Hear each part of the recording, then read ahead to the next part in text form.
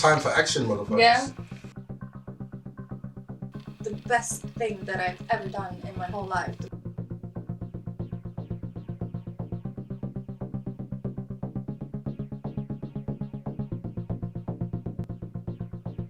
Where are you going? We are going up to Bella's place to do an interview. One of the most fantastic people I know. Very funny woman. Interesting. Been in the scene for a long time. Yeah. Let's go.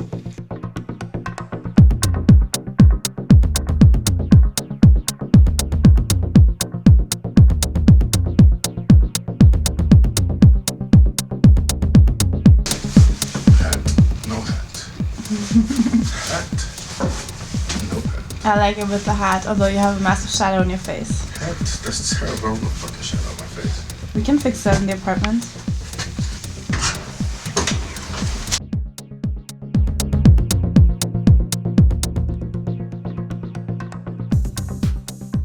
Welcome back to Techno and Talk on Tuesdays and Thursdays with Ty.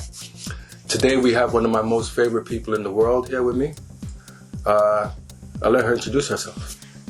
Who are you and how did you end up in Stockholm's techno scene? My name is Bella. Oh, Last name too, please.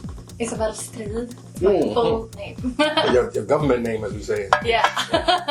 In the States. Yeah. But everyone knows me by Bella. Oh, okay, yeah, cool.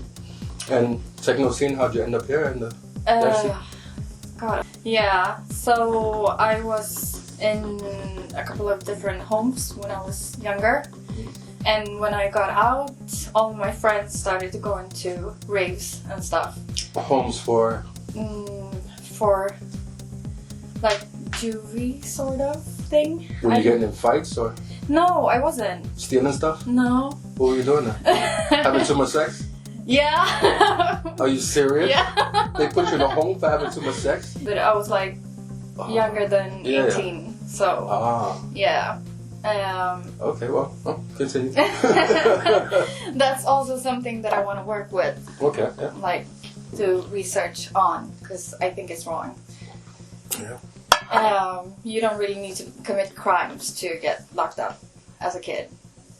So, yeah, and it's worse for girls because of the sex stuff.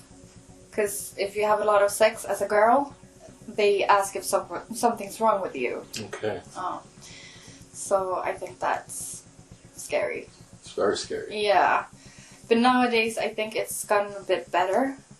Like, it's not that easy to get locked up. But they have girls cutting themselves and you get locked up for a really long time for doing that. I actually know someone that happened to, yeah. Yeah. They like chained her down in her bed with rope straps and stuff like that. Yeah, and that's the psych ward, though. Yeah, wow. I was in, it's sort of a middle stage, like, it's called Lagen om vård av unga, so it's by force you get taken to a home, and they put you there to get care. Okay. But it's just a place where they place you. And so you've been living there? Yeah. How long was this? From 15 to 18, I went to maybe 15 homes, different homes. Different like people's homes or different like government-owned homes? Government, families, everything. Wow. Yeah. What was that experience like? Traumatic. Wow. But I think I just accepted the situation a bit. Because everything, they put the blame on the girls. Like, they put the blame on the young people. So I felt like the problem, and of course I was a problem, but I was a teenager, so... what would you expect? Like, teenagers are teenagers. Yeah, you're gonna be rebellious, you're gonna take chances, you're gonna do crazy shit when you're a kid. Yeah. That's what happens. Yeah. But also my mom was alone and she probably couldn't, like, take care of me, like, the way she wanted to, I think. She was a single mother? Yeah, she was, and I was really rebellious and fought all the time. So it was hard for her, and obviously it was hard for me to move around so much. So, but when I got out, I got out and all my friends were going to raves and everything. So I just tagged along and I loved it. Okay. From the first time I went. So fantastic. Do you remember where that first experience was? Yeah, Blommor O, your party. Get the fuck out of here. Yeah. Wow.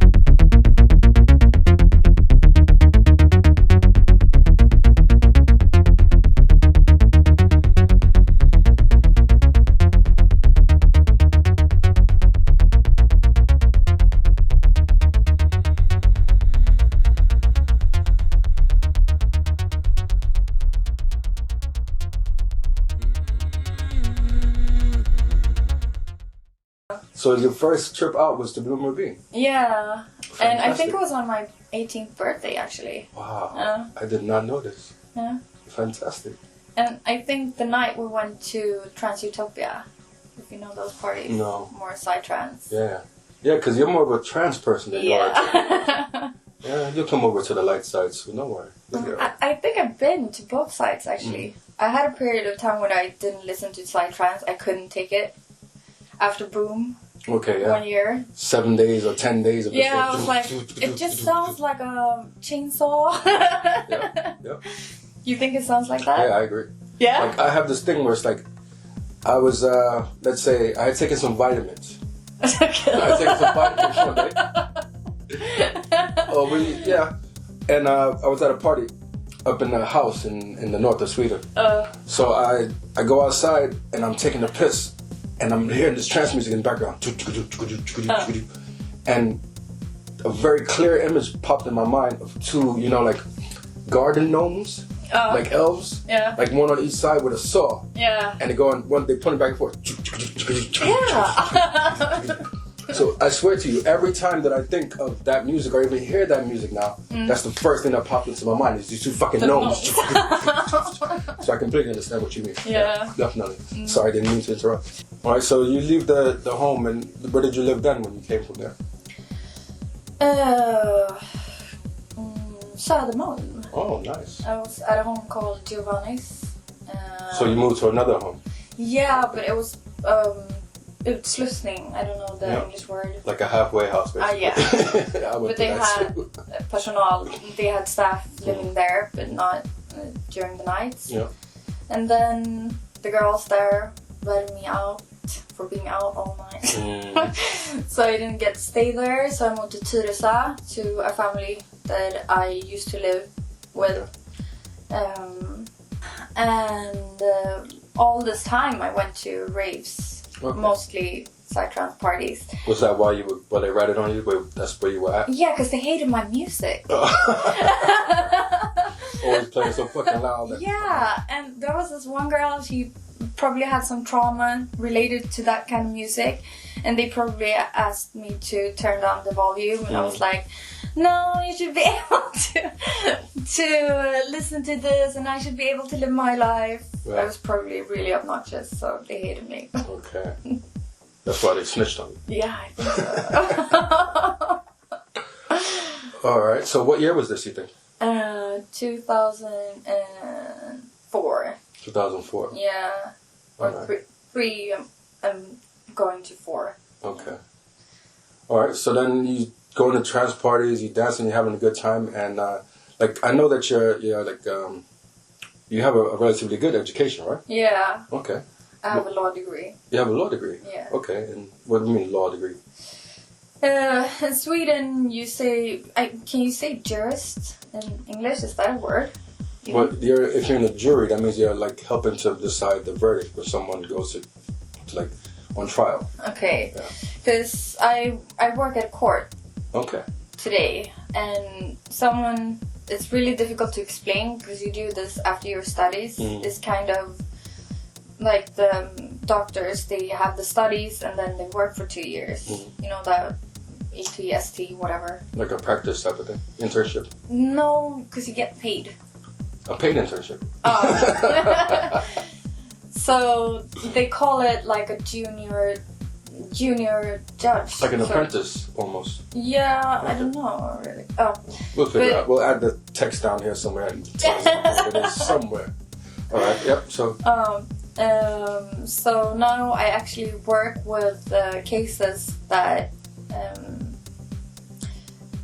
with the lagen om vård av unga, you know, the one that affected you when you were younger. Yeah, so I actually work with that. Fantastic. Yeah. See, I didn't know that. That's great.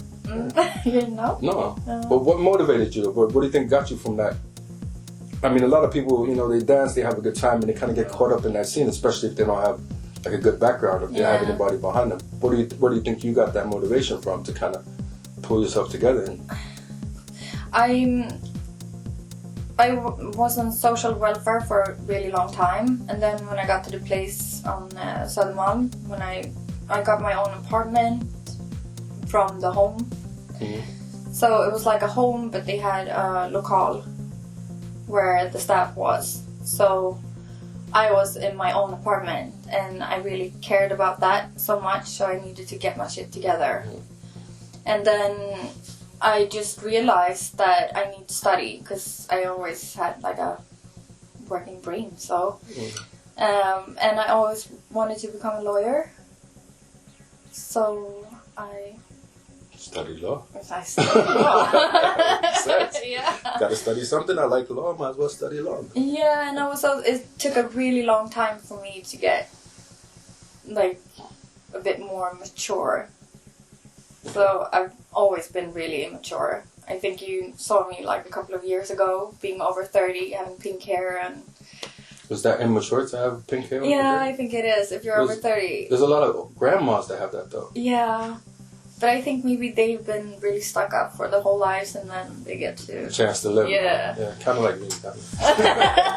Yeah, you've been so stuck up all the time. That's what I feel like. I haven't had a chance to be free. I'm going to be free now. Yeah. Yeah, but... Alright, so you've been pretty much self-motivated then. It's like you just came up with that. Yeah, and I tried to work as a phone salesperson. Oh, okay. I don't know the English word for it. I don't know. I maybe forgot that on purpose, actually. What's that called? The people that call you up to sell you stuff. Yeah. Telephone sales. Yeah. I was actually kind of good at it. Telemarketing is called in English. Yeah. Yeah. But I sort of lost my will to live, so it's like you're selling your soul every time you try to Yeah, sell people. I felt that. I actually said that to my boss. And I said, every time I sell something, it feels like I'm dying inside. Yeah, I know what you mean. What were you selling? Shit. Shit. Yeah. Like fertilizer shit or what type of shit? No, I sold light bulbs. Yeah, something for industries. Okay. And people need light bulbs, bells. That's not shit. No, but I googled the company, and apparently it was like really dangerous. Oh. You were selling defective products. Yeah. That's fucked up. Yeah, but I was kind of good at it though. So. There you go. But I felt like shit. Alright, but I know you was also into fitness. Yeah, but that took a long time. When you and I started hanging out, I didn't care about my body, and I just started to gain weight, like a lot. And during school and everything, I just have a sleeping problem, and it was just... Yeah, my body was really not nice. Okay, yeah. And then I started... Were you taking like hormone pills and stuff like that too? Yeah, but I don't think that was what affected me. I have a problem with binge eating. Oh, wow, okay. So that's an eating disorder. What do you mean by binge eating? You know... What's that called? Yeah. Bulimia. You know that? Yeah. They eat a lot and then they throw up. Yeah. I do that without the program. So I just eat a lot. Yeah, okay. I understand that. Yeah, so that obviously causes weight gain. Like, obviously. Yeah. I thought there was something wrong with me. I actually went to the doctor and I was like, there's something wrong with my hormones. Okay. And they I keep eating and I'm just getting fatter and fatter. I was like, I gained 6 kilos in 6 months. Why? And they're like, there's nothing wrong with you. Yeah. What do you eat? I was like, one Ben & Jerry's every day. Yeah, it was up to that. Yeah. It was really crazy. Every day? What flavor Ben & Jerry's? Same flavor every day or different flavors? I think different. Oh, wow. And also, I bought like 1 Ben & Jerry's and 1 bag of crisps and sweets. Oh, wow. Every day? Yeah, so I like, yeah. Wow. Yeah. And I didn't have any money at the time, so the boyfriend I had at the time, he gave me like 100 crowns and I... Need your fix? Yeah. Yeah! And I hid it from him because he knew that I complained about my weight all the time. So of course... So he didn't know what he was paying for? Man, he paid for my abuse, my sugar addiction, yeah. That's crazy. Yeah. My daughter just confessed to me the other day that she had a sugar addiction. I didn't even know that. Yeah. Yeah, that's crazy. Wow. So then I started dating another guy and he was really fit. You saw him? Which guy was this? The guy that punched me. Okay, we're gonna talk about that. Okay, so we can't necessarily mention his name, really. But when he did that, something just clicked in me. When he hit you? Yeah. Okay, wow. So I got this... I was so angry and started doing boxing, started working out a lot and was more conscious about my body. Okay. And then I met another guy and he was really into fitness, the bodybuilding stuff. Okay. And then I just wanted to try it. I saw a girl that had done a bikini fitness contest.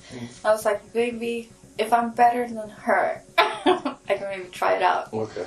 And I did. And that was actually like the best thing that I've ever done in my whole life. The best journey I've ever done. Oh, cool. Because I've been so like far away from health and caring about my looks. Like, of course, I care about my face, but I never care about my face. yeah, that I've always done. But just don't look at the rest. no, exactly. Get a small mirror. It's gonna be like, oh, yeah, I'm good. I was like the Tinder girl that never shows her body before. Yeah. But then I started caring, and it's the best thing I've done ever. It's better than law school. Oh, fantastic. As far as your feeling of accomplishment, that's great. That's good to hear.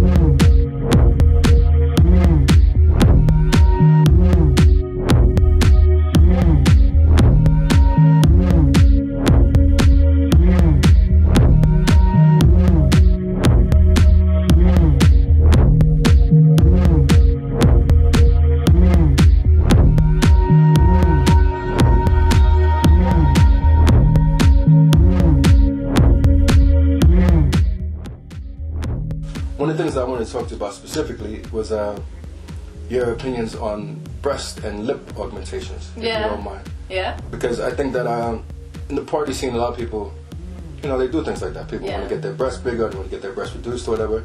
And I know that you have. And I know that you don't mind talking about it. Yeah. So I just want to hear what was like your motivation from the beginning. Yeah. Oh. Because I mean, you always had nice boobies. It's not like No, they were really saggy. You know what? No. But a good enough bra, it made it look nice. I remember when I first met you, I was like, oh, look at that girl. Yeah. Yeah. Yeah. I remember. Because they're not bigger. They were big, like when I just had them done. Yeah. But now I think they're too small. You gonna get them done again? They look really nice, so I don't want to ruin them. But You want them bigger? It's nice to have big tits. Yeah. Why do you say that? Like why as a deep down inside? Why do you think I say that? Whichever one you want to give me. If you want to give me the surface answer, we can take that one. If you want to give me the more, my spirit is broken and I'm trying to find a solution, you give me that one too. So whichever one you like. But I did that before, like to begin with. It was because my tits were really saggy from having many kids. Do you know that already? Babies, what's wrong with you? No. But it's probably from the years of, you know, not taking care of your body, eating fucking a whole Ben and Jerry's every night. Your body's not supposed to go through that.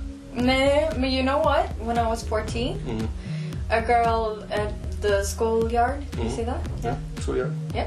Is that a word? Playground, schoolyard. Yeah. She said, why do your teeth? Why do your breasts hang so much? When you were 14? When I was 14. So it's genes as well. Okay. Unfortunately. Yeah. But, I mean, how much can your breasts be hanging at 14? Apparently a lot. Maybe she just meant enough big. No. They weren't that big. It wasn't like I could do this. They were like this big. At 14? Yeah, I don't know. It got worse and worse, obviously, because of aging. So I had them done when I was 27. Okay. Yeah. And I didn't tell my mom. This was so funny, because I knew that my mom would react to this. Negatively. Yeah. And I know, because she's an expert of, like, being cautious. Okay. So, like, don't do this because this can happen. Oh, okay. So I was so scared to get an infection, and if I would have told my mom before the risk of infection was gone, then I would probably worry about the infection risks. So I didn't tell her until 3 months had passed and the risk was gone. Okay. And she was like, so I told her, but I didn't make them bigger. I just made them more filled. Firm. Yeah. Pointy, perky. Yeah. Exactly. Okay. Like. Yeah. And she was like, so that was a waste. Why didn't you make them bigger? Are you aware of what you're saying? No, you're my mom. You're supposed to advise me against stuff like that. Telling me I should have went all out. What? That's crazy. Yeah, when I told her about her reaction, she was like, but no, I didn't mean it like that. I never said that. Fantastic. Yeah. Alright. You talked about you like to get the attention. I've always thought though, like, my thinking is this. Like, I got crooked teeth.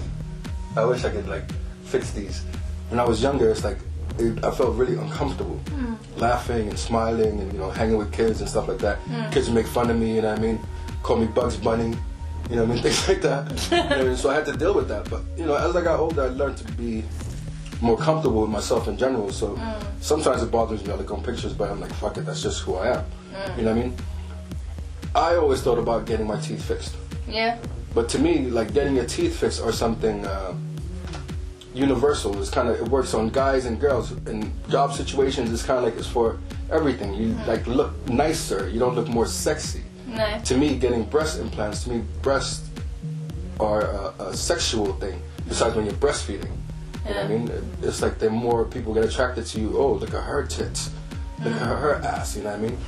I always thought, you know, why would someone want to attract people who are all about tits and ass? Yeah, I understand what you mean. Before I had them done, because now the attention thing is something that has happened after I had them done. Because before it was like a problem. I always had a bra when I had sex.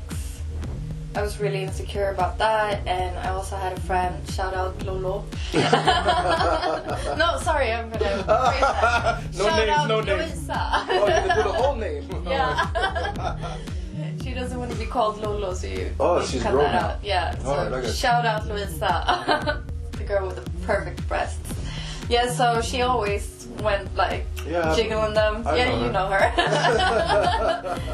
And I had my hanging like saggy breasts, and I was like, I can't do this. I thought that like all girls had those perfect breasts that she had, but not all girls have those. So she ruined my life.